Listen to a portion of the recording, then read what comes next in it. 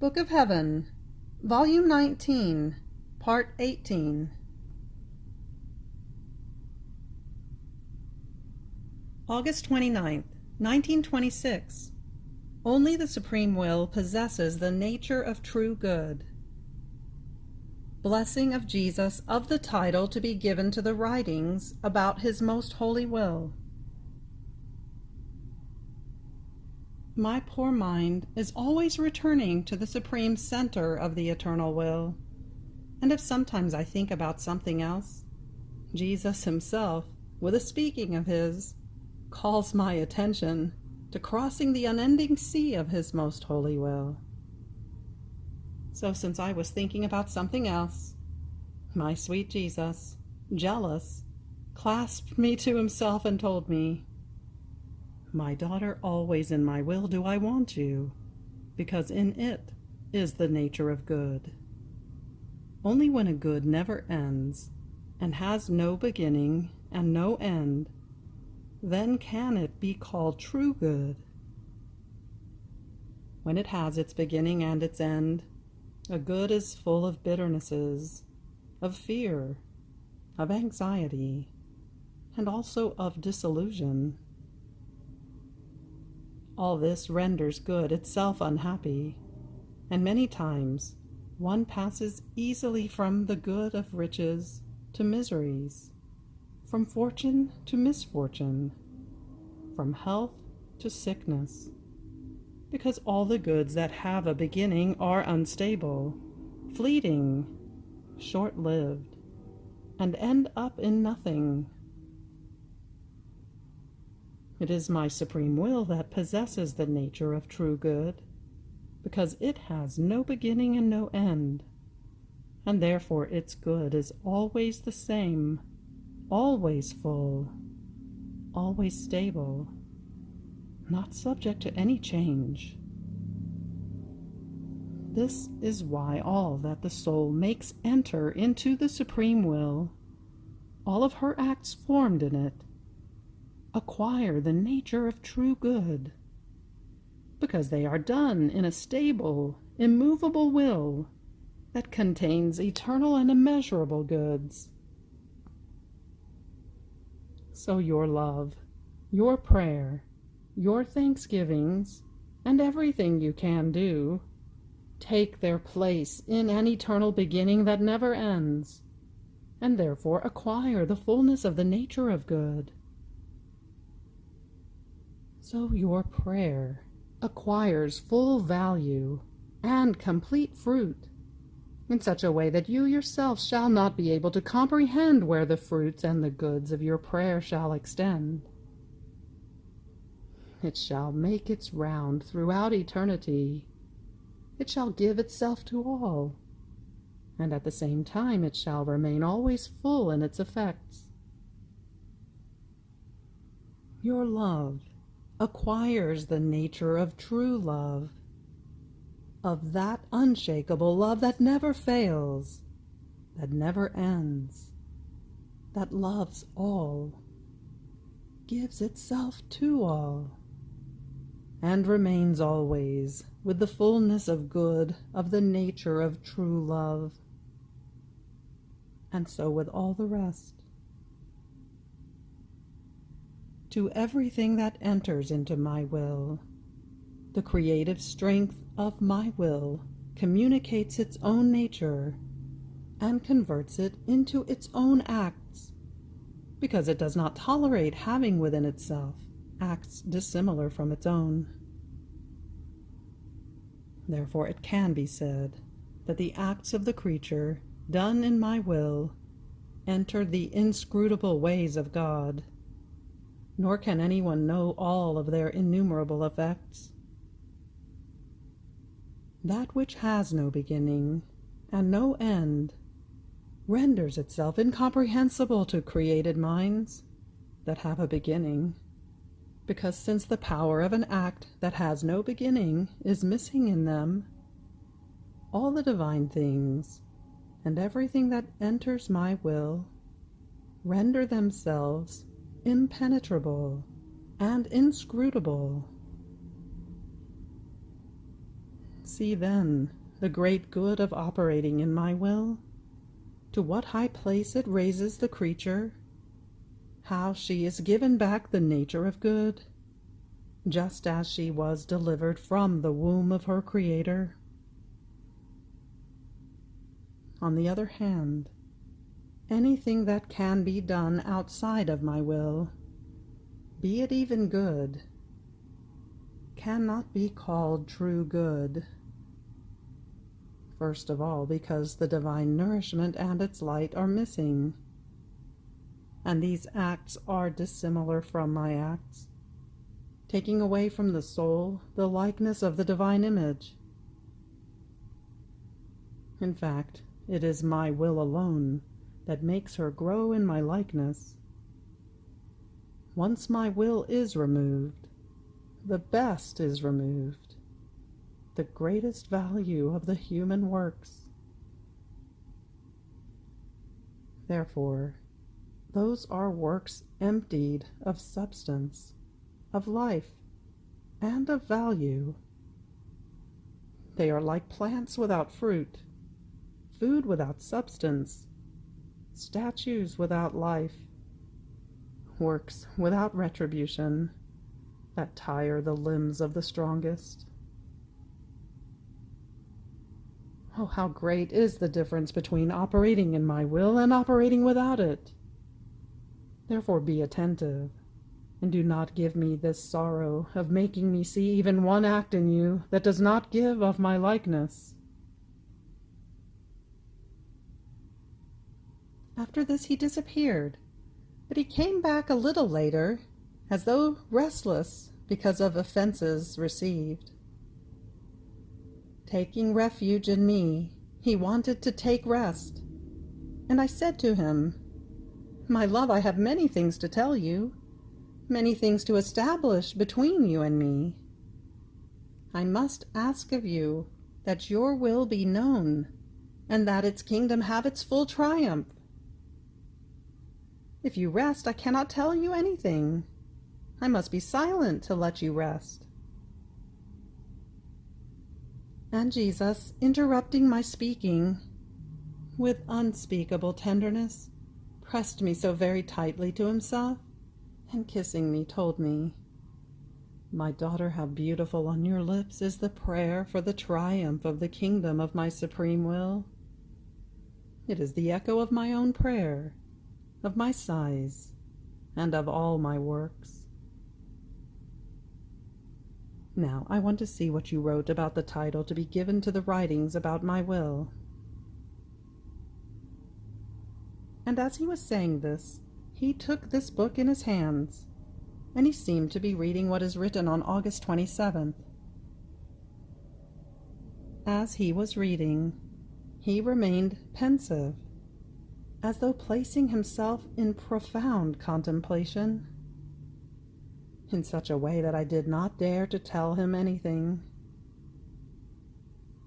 I could only hear that his heart was beating very, very strongly, almost wanting to explode. Then he pressed the book to his breast, saying, "I bless this title. I bless it from my heart, and I bless all the words that regard my will."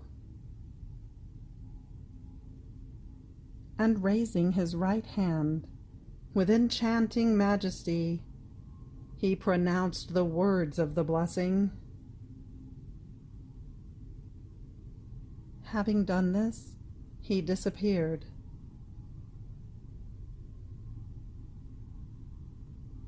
August 31st, 1926. Just as our Lord issued the creation, so did he issue all the goods contained in the kingdom of his will for the good of creatures. The human will paralyzes the life of the divine will in the soul.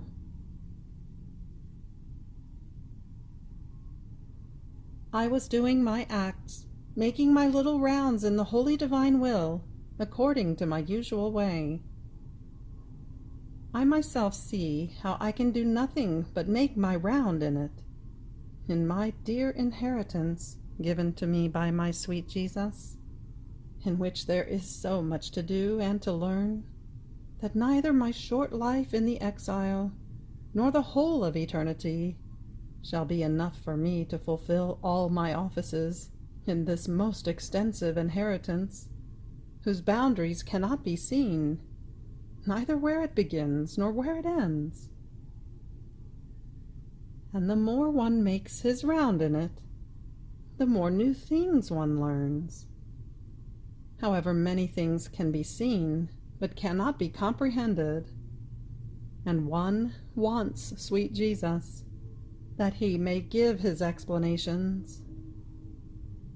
Otherwise, one admires them, but cannot describe them.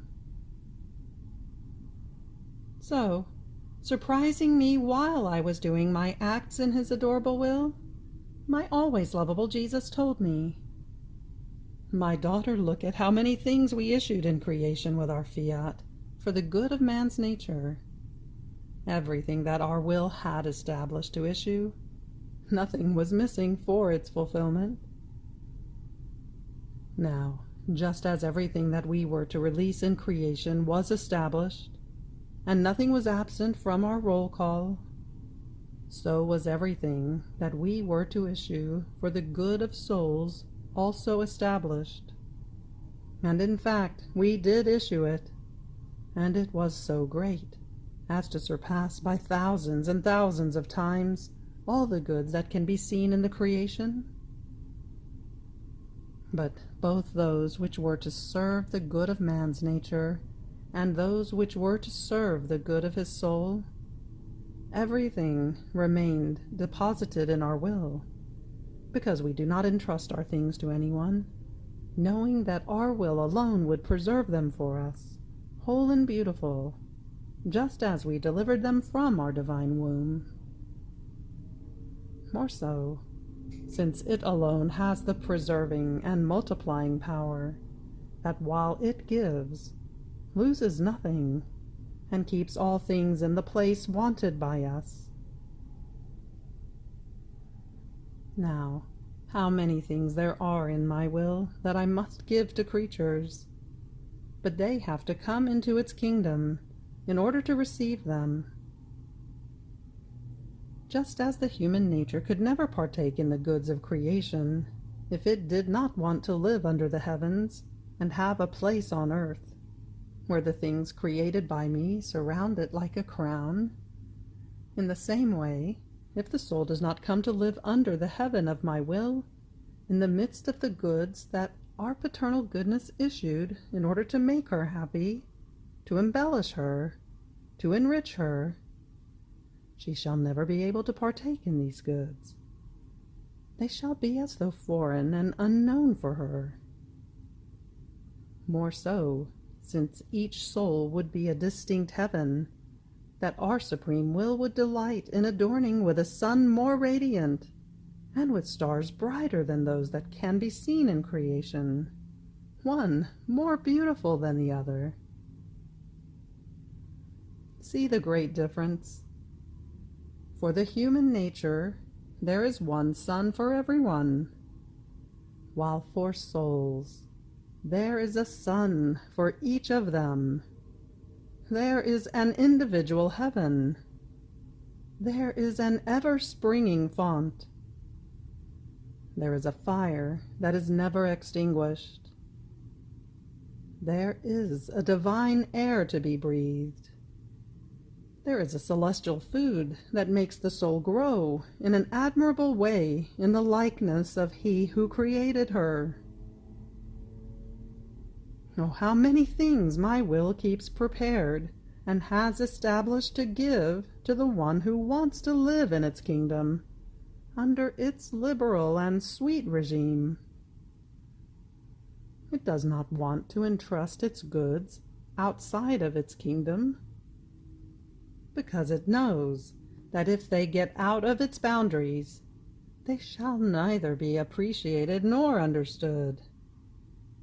More so, since it alone knows how to preserve and keep its goods alive, and only the one who lives in it, is capable of comprehending its celestial language, of receiving its gifts, of looking at its beauties, and of forming one single life with my will. On the other hand, one who does not want to live in its kingdom is incapable of comprehending its goods. Her tongue shall not be able to speak nor adapt itself to the language of my kingdom, nor shall she be able to look at its beauties. On the contrary, she shall remain blind because of the intense light that remains in it. See then, for how long have all the goods that we must give to the children of our supreme Fiat been issued from our paternal womb? Everything has been prepared since the time of creation, nor shall we withdraw because of the delay. We shall keep waiting.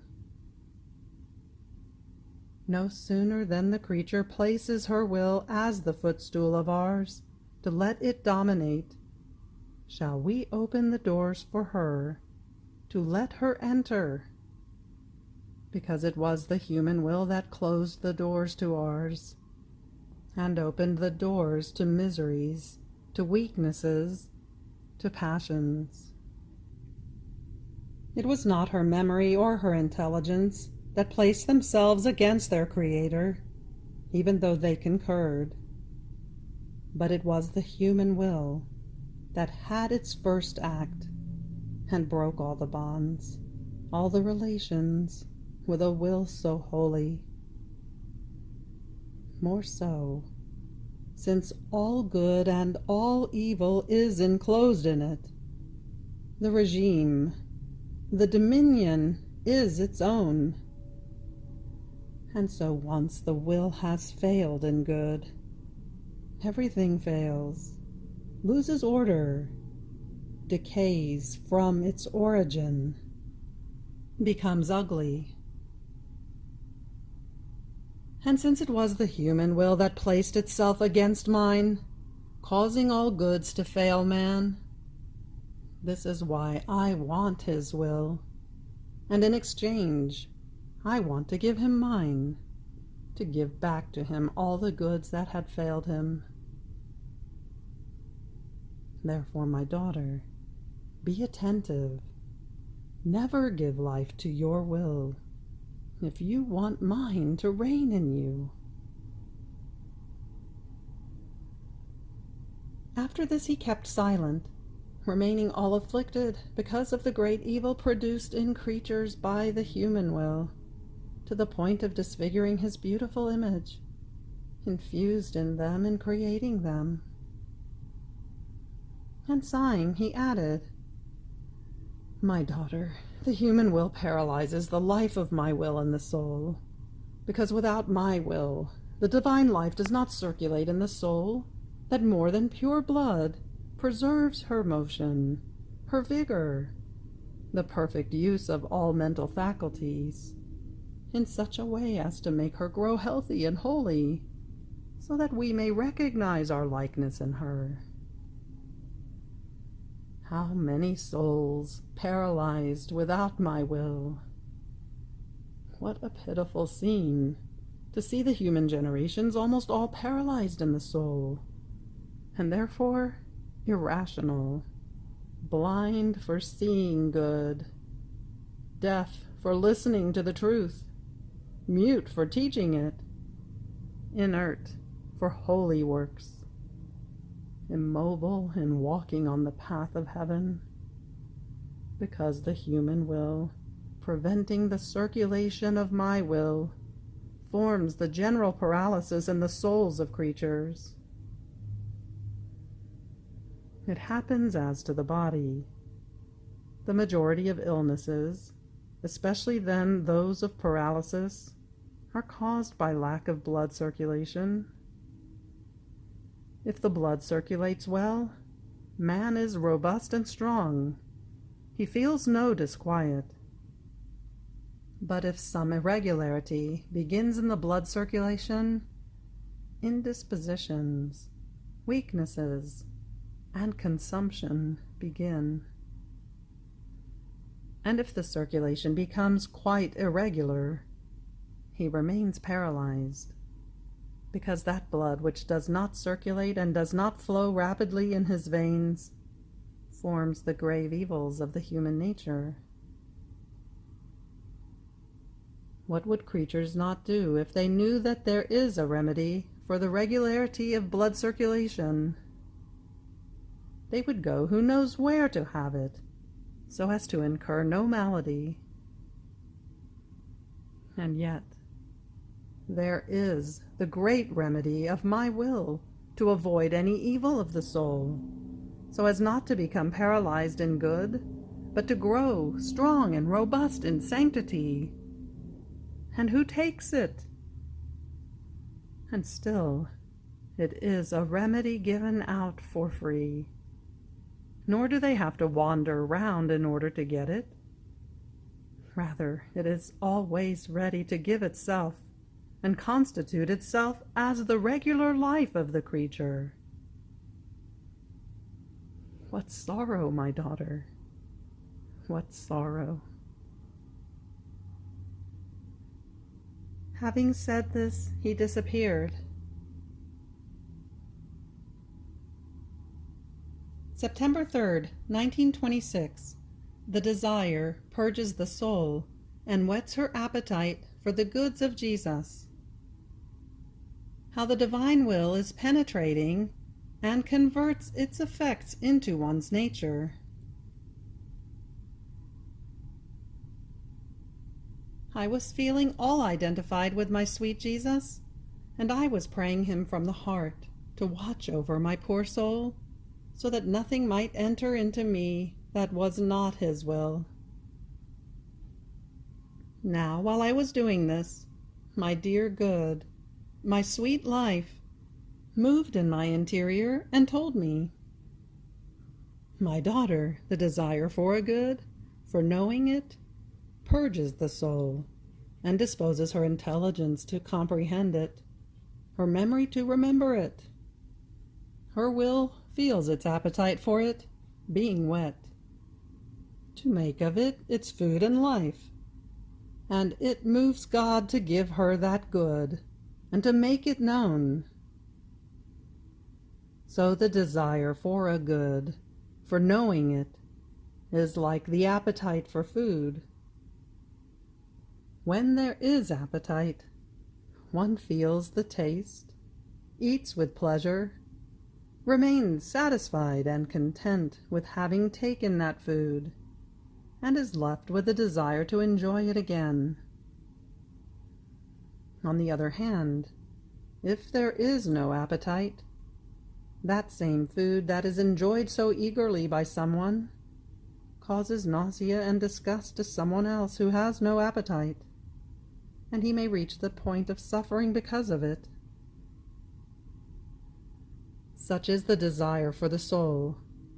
It is like appetite, and in seeing that the desire for my things is her delight, to the point of making of them her food and life, I abound so much in giving that I never tire of giving. On the other hand, one who does not desire them, because the appetite is missing, shall feel nausea for my things, and that gospel saying shall be repeated. It shall be given to the one who has, while one who does not desire my goods, my truths, celestial things, shall be deprived of the little he has. Just penalty for one who does not desire, has no appetite for, and wants to know nothing about the things that belong to me. And if he has any little thing at all, it is right that it be taken away from him, and be given to those who possess much. Then after this, I was thinking about and identifying with the holy divine will, and finding myself in its immense light, I felt its divine rays penetrating so deep into me as to transform me into its very light. And Jesus, coming out of my interior, told me, "My daughter, how beautiful, penetrating, communicative, transforming is the light of my will. It is more than sun that, pounding on the earth, gives with liberality the effects that its light contains, nor does it wait to be asked, but spontaneously, as its light fills the surface of the earth, it gives what it has to everything it encounters. It gives sweetness and taste to the fruit, color and fragrance to the flower, development to the plants. To all things it gives the effects and goods it contains. It makes no exception with anyone. It is enough that its light touches them, penetrates into them, and warms them, for it to accomplish its work. My will is more than sun. As long as the soul exposes herself to its vivifying rays, and banishes the darkness and the night of her human will, its light rises and invests the soul, penetrating into her inmost fibers to dispel from her the shadows and the atoms of the human will. As its light pounds on the soul, and she receives it, it communicates all the effects it contains, because coming out of the Supreme Being, my will contains all the qualities of the divine nature. So in investing her, it communicates the goodness, the love, the power, the firmness, the mercy, and all the divine qualities, not in a superficial way, but in a real way, such as to transmute all of its qualities into the human nature. So much so that the soul shall feel within herself, as her own, the nature of true goodness, of power, of sweetness, of mercy. And so with all the rest of the supreme qualities. My will alone has this power to convert its virtues into one's nature, but only for the one who abandons herself prey to its light and to its heat, and keeps the tenebrous night of her own will away from her, the true and perfect night of the poor creature. September 5th, 1926. The one who lives in the divine will possesses a vast paternity and a long daughtership. She is a daughter to all. I was feeling oppressed, or rather as though lifeless, because of the privation of my sweet Jesus. This pain is always new and ever more piercing, in such a way as to form new wounds that make my poor soul bleed with pain.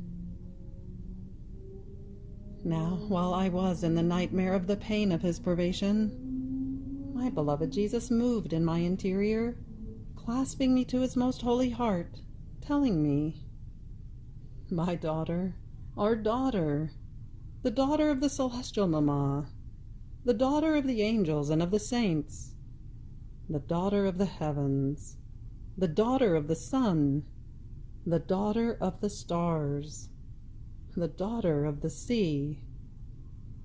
In sum, you are the daughter of all.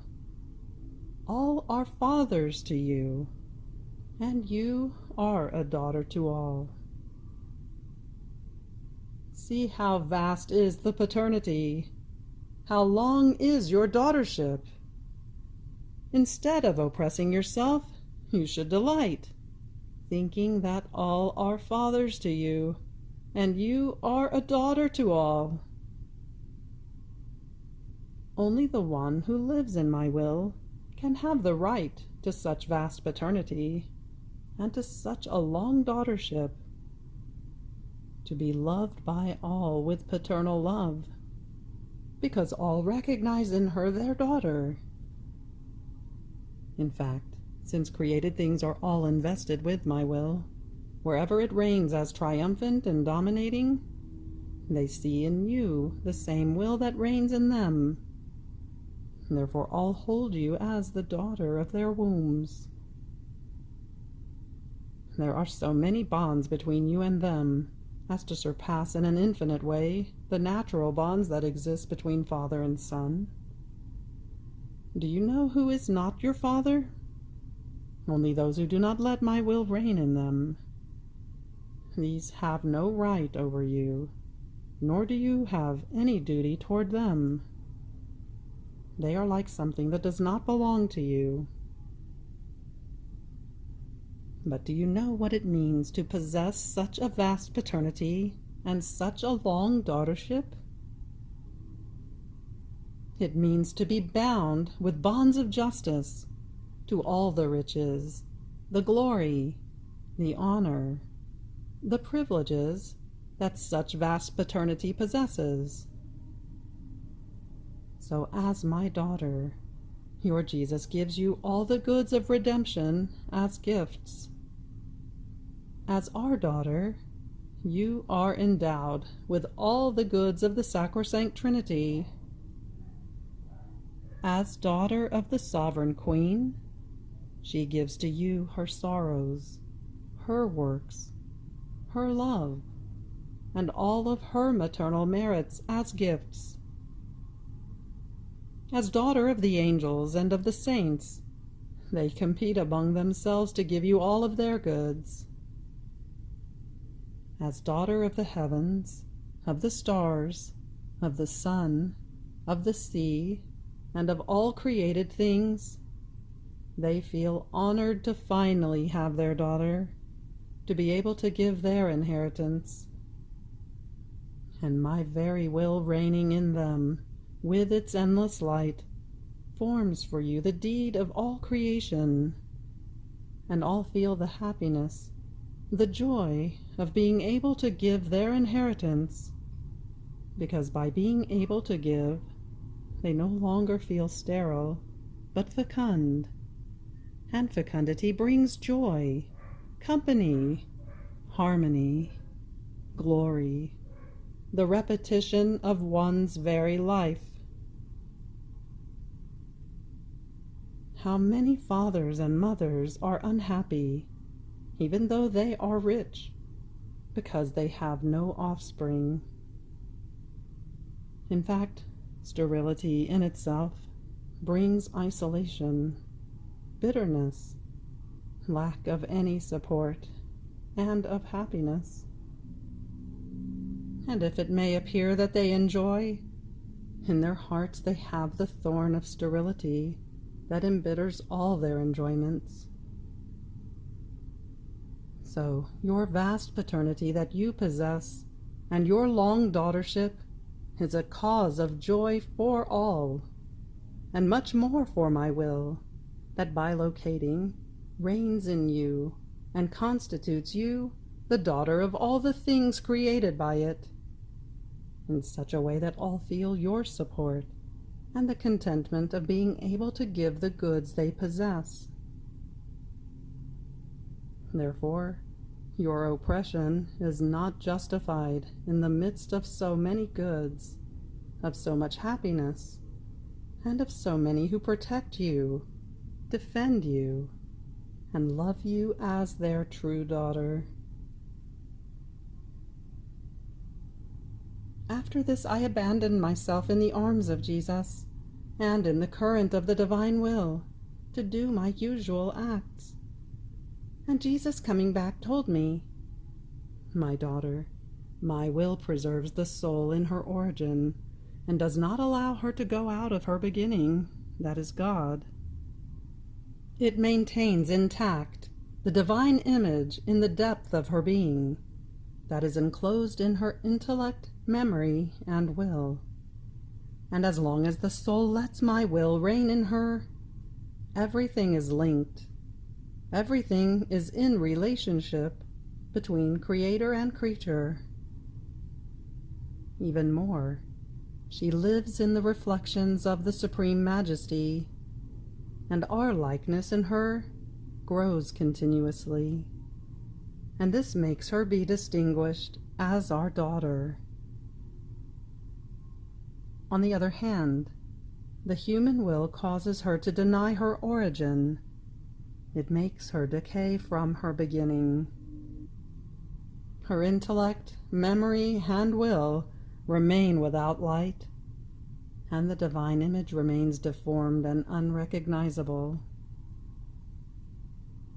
The human will breaks all the divine bonds and relationships, and therefore it makes the soul live in the reflections of all passions, in such a way that she becomes ugly, and the daughter of the infernal enemy, who tries to engrave his ugly image in her. How many evils does one's own will not cause? It devastates every good and produces all evils.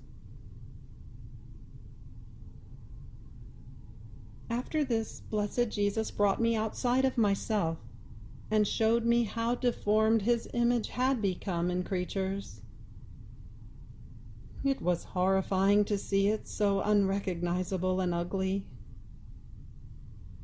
The sanctity of the gaze of Jesus was reluctant to look at them, but the compassion of his most holy heart pushed him to have pity on the works of his hands, deformed into being so ugly because of their fault. But while Jesus was grieved to the summit in seeing his image so transformed, we arrived at some place in which the offenses they were giving him were so many that, unable to take any more, he changed his appearance of goodness, assuming the aspect of justice. He threatened chastisements, and earthquakes, water, and fire were put against the peoples to destroy men and cities. I prayed him to spare the peoples, and Jesus, taking me back into my bed, shared his pains with me. You have reached the end of the Book of Heaven, Volume 19, Part 18. Fiat.